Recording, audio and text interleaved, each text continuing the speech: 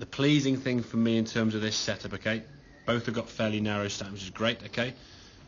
Both your weight is favouring the left side, which is great, and both kind of a sort of little bit of lean forward there with the shaft, which again is going to be great, okay.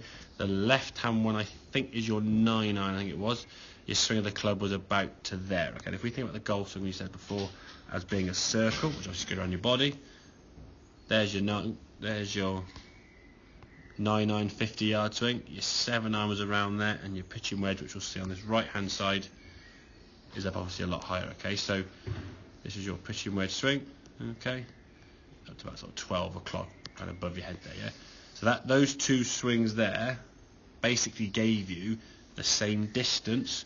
This one was a lot more up and therefore more down. This one was obviously flatter and therefore rolled more. So you've got to think, okay, right, if I'm going over a bunker and I got 50 yards to go, I need to land it at least at 40. Can't really play this shot. It's going to come out too low and too flat. I might clear the bunker, but because the trajectory that ball's going on is going to land and roll too far. Okay, so you're there forced to play the shot with a bit more loft to set it a bit higher. So when it comes down, it stops and has less roll after carry.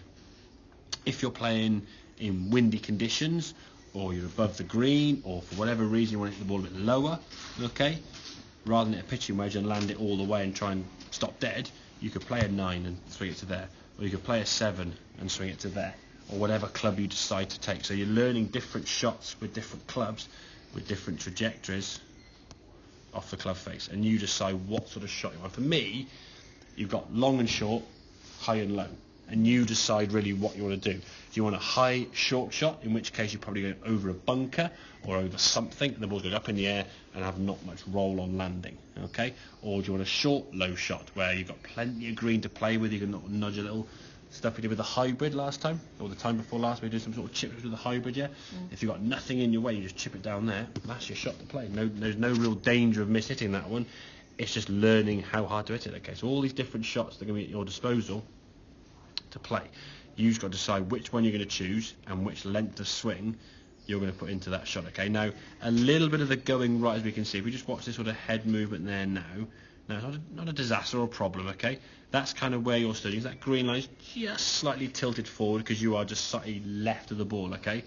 As we come back down now, you can see the movement going off to your right side, almost kind of going this way through the golf ball. And that head movement back isn't the cause, but it's the result of the body and the arms doing this, which opens the club face.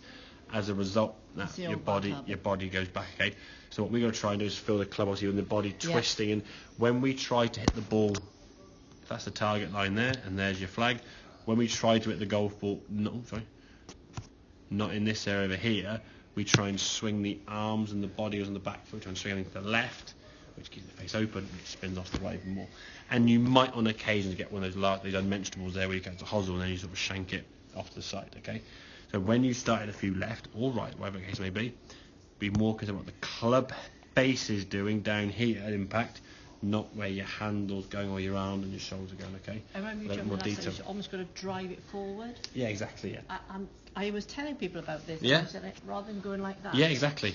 I think, well, I've got a few things to concentrate on. Yeah, no, of course, One thing goes, but I know exactly. I'm happy with that because that's what, when I was feeling it, I thought, oh, it's brilliant because I was always going forward with the ball. I think we may have done that drill with the stick down by your right foot, maybe, or maybe not.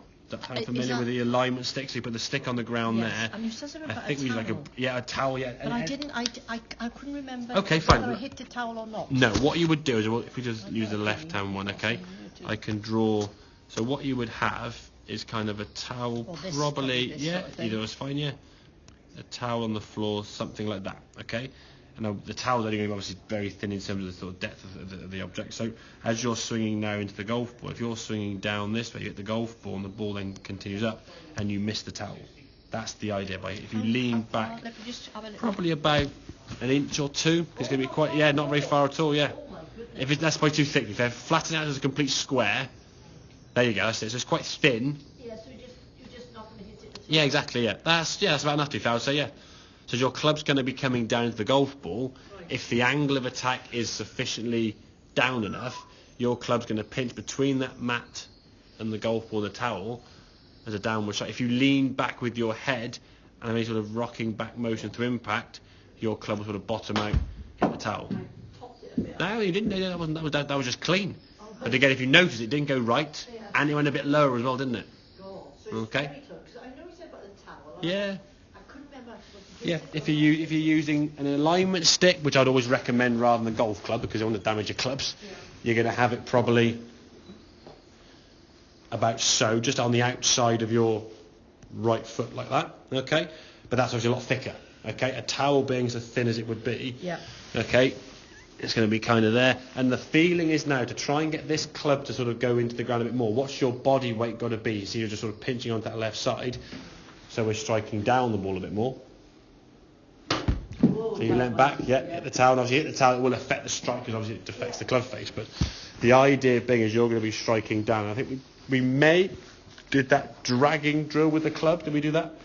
The sensation of how that club goes. Yeah, exactly. And to do that, you've got to feel, if you keep holding the club, but the club back here, that way a bit more. What you sometimes do is that scooping sensation, which will open the club face up like so, as opposed to that this way.